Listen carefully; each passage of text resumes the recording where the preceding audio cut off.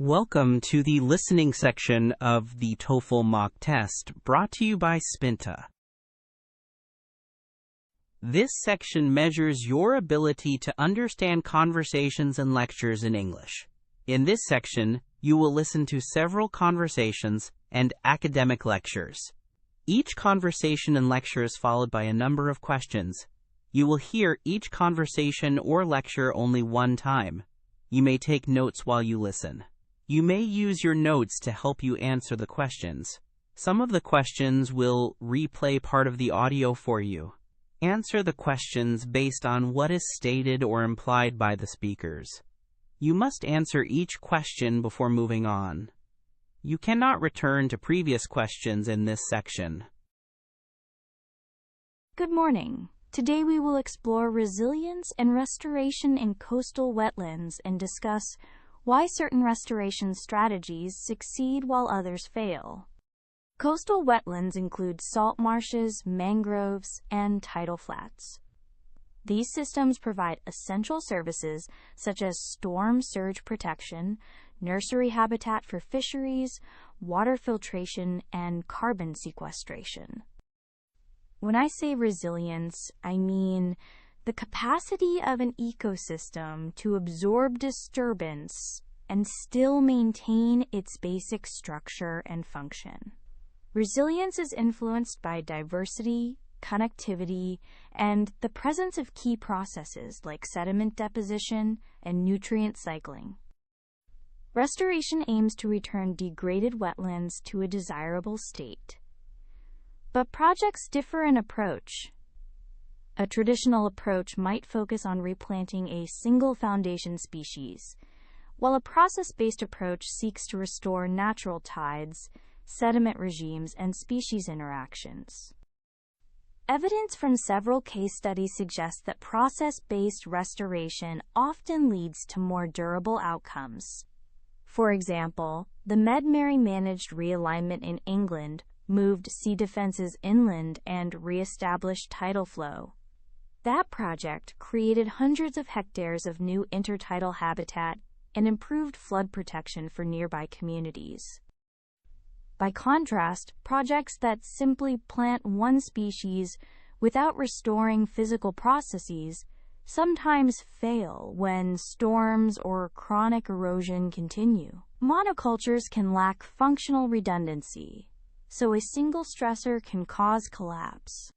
Salt marshes are particularly notable for carbon sequestration. Studies show that salt marshes can sequester carbon at rates 2 to 5 times higher than temperate forests per unit area because below-ground accumulation and sediment trapping lock organic material into the soil. Another instructive example is oyster reef restoration in Louisiana. After Hurricane Katrina, projects that reintroduced oyster reefs reduced wave energy, encouraged sediment deposition behind the reefs, and supported local fisheries.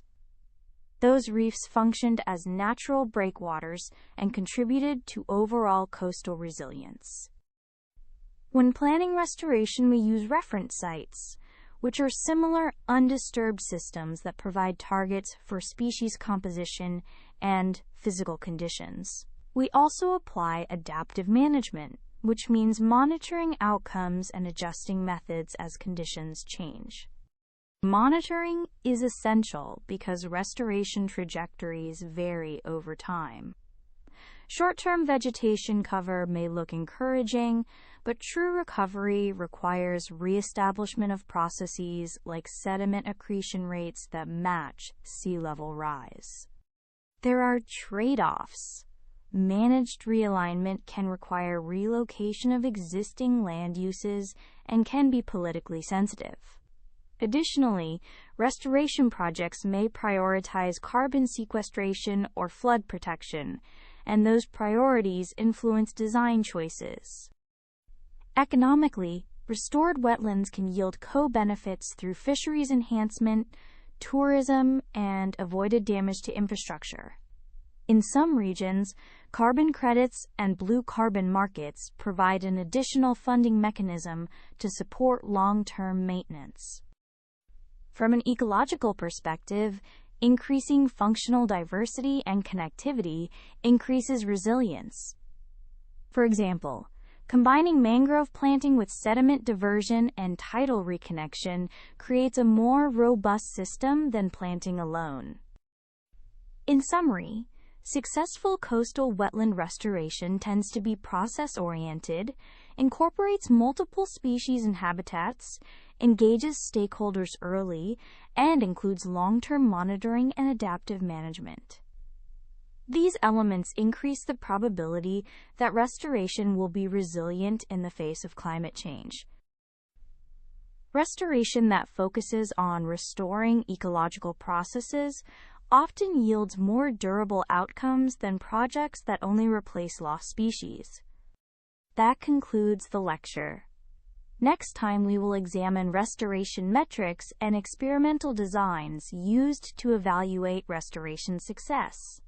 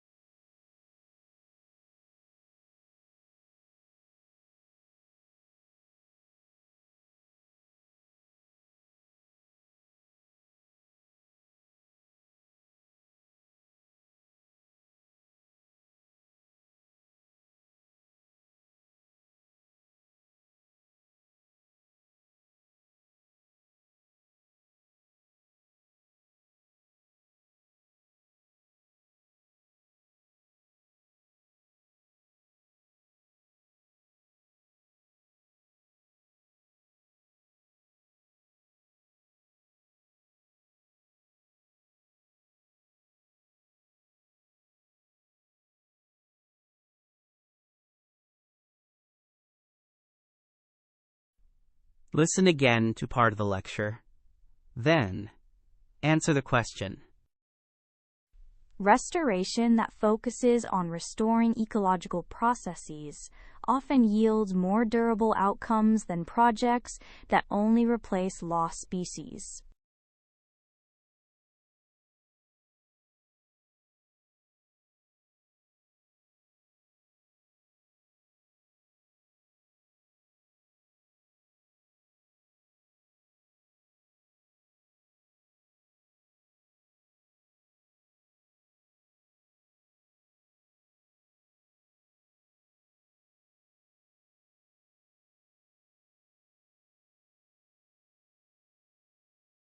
For more TOEFL mock tests, as well as IELTS and Cambridge practice, visit www.spinta.org.